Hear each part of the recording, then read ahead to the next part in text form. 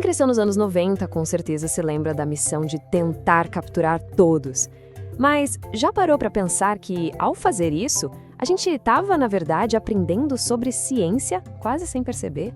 Pois é, hoje vamos mergulhar fundo na surpreendente conexão entre os monstros de bolso de Pokémon e os monstros reais da paleontologia. À primeira vista, pode parecer que são dois mundos que não têm nada a ver um com o outro, né? De um lado, um videogame super colorido, cheio de imaginação. Do outro, o estudo sério de fósseis com milhões de anos. Mas, e se a gente olhar um pouquinho mais de perto? Acontece que a linha que separa esses dois mundos é bem mais fina do que parece. E a chave para entender isso está em criaturas como essa aqui. Para muita gente, é só mais um Pokémon. Mas, na realidade, ele é um portal para o passado mais remoto do nosso planeta. Bom, e como é que a gente vai desvendar esse mistério? Nosso roteiro é o seguinte. Primeiro, a gente entende a conexão geral entre os monstros de bolso e os monstros antigos de verdade. Depois, vamos fundo na ciência por trás dos Pokémon fósseis, lá dentro do jogo mesmo. Aí a gente vira detetive e investiga dois casos específicos, o do Amonita e o do Trilobita. E para fechar, a gente abre o zoom para entender a relação poderosa entre a cultura pop e a ciência. Vamos começar então? Primeira parte. Monstros de bolso, monstros antigos. Aqui a gente vai ver como o mundo de Pokémon, na verdade, tem raízes bem fincadas no nosso próprio mundo. Olha, desde o comecinho, lá em 1995, Pokémon sempre teve um pezinho na realidade. É só parar pra pensar, né? O Squirtle é basicamente uma tartaruga. O Bulbasaur carrega uma planta nas costas. E o Magneton é, bom, um bando de imãs juntos. É essa familiaridade que faz o mundo de Pokémon ser tão cativante. É como se fosse uma porta pra ciência, só que disfarçada bem na nossa frente. Mas hoje o papo não é sobre qualquer Pokémon. O foco aqui é num grupo bem específico. Um grupo de criaturas que leva a gente numa viagem de milhões de anos pro passado. Tá na hora de literalmente desenterrar a ciência dos Pokémon fósseis. 21. De mais de 900 Pokémons que existem, um artigo acadêmico recente resolveu focar só em 21. Por que tão poucos? Porque são justamente esses 21 que são tipo relíquias de uma outra era, eles são revividos de fósseis dentro do próprio jogo.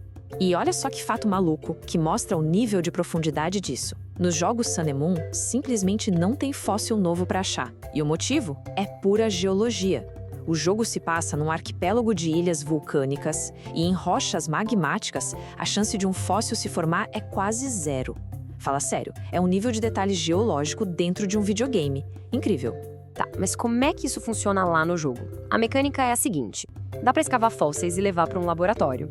Lá, uma tecnologia super avançada consegue trazer essas criaturas de volta à vida. É tipo um Jurassic Park de bolso, literalmente. E é exatamente essa a nossa porta de entrada para começar a investigar ciência por trás do design deles. Beleza, então vamos pro nosso primeiro estudo de caso. E vamos começar com um Pokémon que quem é fã da primeira geração vai sacar na hora. Bora falar sobre o Amonita. De um lado, o Omanyte. Do outro, uma ilustração de como seria um Amonita de verdade. A semelhança, fala sério, é de cair o queixo. A concha em espiral, os tentáculos, tá tudo ali. Mas o mais legal é que a conexão vai muito além do que a gente vê na superfície. Porque se a gente olhar de pertinho, os detalhes são ainda mais incríveis. Tanto o Omanyte quanto o Amonita real têm uma concha que os cientistas chamam de plano espiralada. E os dois também têm as tais costelas externas, sabe? Aquelas ranhuras que marcam as divisões por dentro da concha. A coisa é tão precisa, mas tão precisa, que os cientistas conseguem dizer que a inspiração do Omanyte veio de uma subclasse específica de amonitas, a Amonoidea. E a precisão científica não para por aí não. Quando o Omanyte evolui para Omastar, ele ganha aqueles espinhos super pontudos. E aí a gente podia pensar, foi só para ele ficar mais invocado, né? Mas não. Isso é uma característica real que existe em alguns fósseis de Amonita. É só comparar o Omastar com esse fóssil aqui do gênero Cosmoceras. A evolução do Pokémon não foi aleatória, foi baseada em ciência de verdade. Essa ornamentação extrema, que é como os cientistas chamam esses espinhos todos, é a marca registrada de um gênero lá do período Jurássico, o Cosmoceras. E a semelhança é tão absurda que o artigo científico que a gente está usando de base consegue ligar ele a uma espécie específica, Spinocosmoceras cf. aculeto. Olha o nível de detalhe que os criadores de Pokémon colocaram no jogo. Certo. Agora vamos para o nosso segundo estudo de caso. Outro Pokémon fóssil clássico, da primeira geração, que todo fã conhece. Dessa vez a gente vai mergulhar no mundo do Trilobita.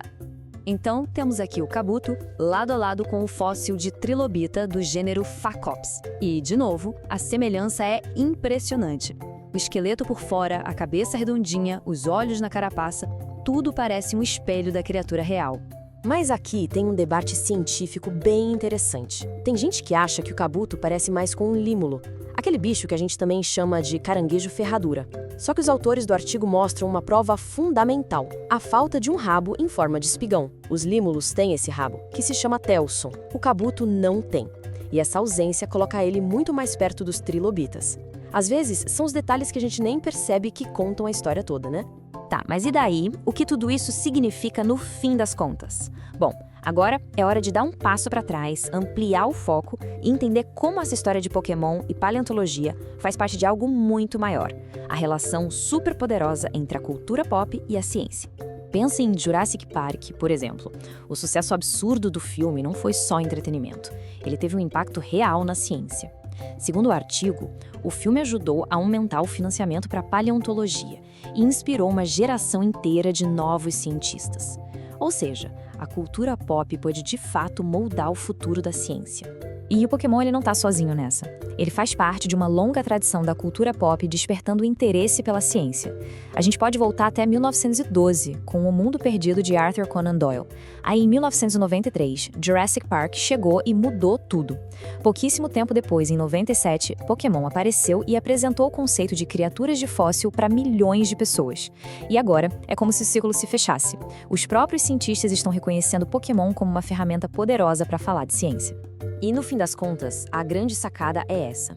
Isso aqui não é só uma curiosidade legal sobre um videogame. É a prova do poder que a cultura pop tem de fazer a ciência se tornar algo mais acessível, mais interessante e, principalmente, mais inspirador para todo mundo. Então, fica a dica. Da próxima vez que alguém for jogar um videogame ou ver um filmaço, vale a pena ficar de olho bem aberto.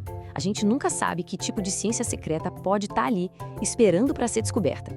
A grande questão não é se a ciência está lá, é se a gente está prestando atenção o suficiente para enxergar.